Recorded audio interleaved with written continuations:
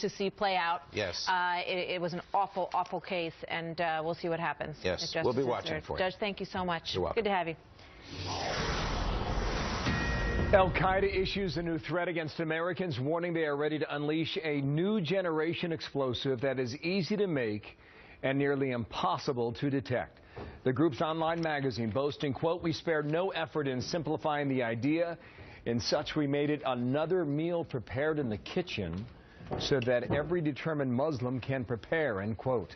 Pete Hegseth, CEO of Concerned Veterans for America, Fox News contributor. And Pete, good morning to you. Good morning. This comes from Al Qaeda in the Arabian Peninsula. You know that these are bomb-making specialists that are still there and have eluded drone attack. How serious do you take a message like this? I think you have to take it seriously. Al Qaeda in the Arabian Peninsula has proven to be the most technologically advanced exporter of explosives. What they've come to understand is that it's easier to export knowledge than it is to export a terrorist. So they're exporting simplified instructions about how to make a bomb so that anyone around the country, in the United States or elsewhere, can construct something that could create a spectacular attack, a Tsarnaev-type attack. And they're looking to get through metal detectors and body scanners at airports with sophisticated technology that you can't defeat with a drone or a raid, because they're trying to get self-radicalized lone wolves here in America or elsewhere to build these types of bombs. It also calls the hidden bomb. Here's more from it. We no longer hear them speaking of the successes or failures of the battle for the hearts and minds. Instead, we find them acknowledging their incapability of preventing lone jihad attacks on their soil. They're talking about us.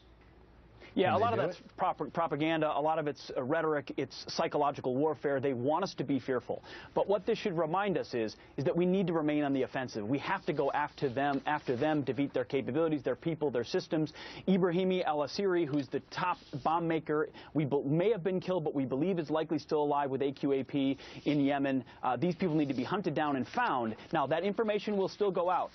And as such, we have to discredit the ideology. We have to be willing to call it what it is. This president hasn't been willing in many ways to recognize the radical nature of this Islamic threat and talk about it clearly and discredit it through information operations. That's got to be part of it. But staying on the offensive is critical there and elsewhere. And we talk about ISIS and we talk about Afghanistan, but we forget about places like Yemen, where they're expanding their control, Al Qaeda and Al Qaeda affiliates, and still seeking to hit us. This is why our intelligence operators are so badly needed and so focused in nether regions of the world where there's chaos. I've got another point, but quickly. Do they have the ability now to honestly conceal a bomb that we cannot detect? Well, it seems they do. There was a raid in 2012 that was meant to be on the anniversary of the bin Laden killing, where we discovered some material in Yemen and some folks that were going to carry out a very sophisticated, undetectable bomb attack.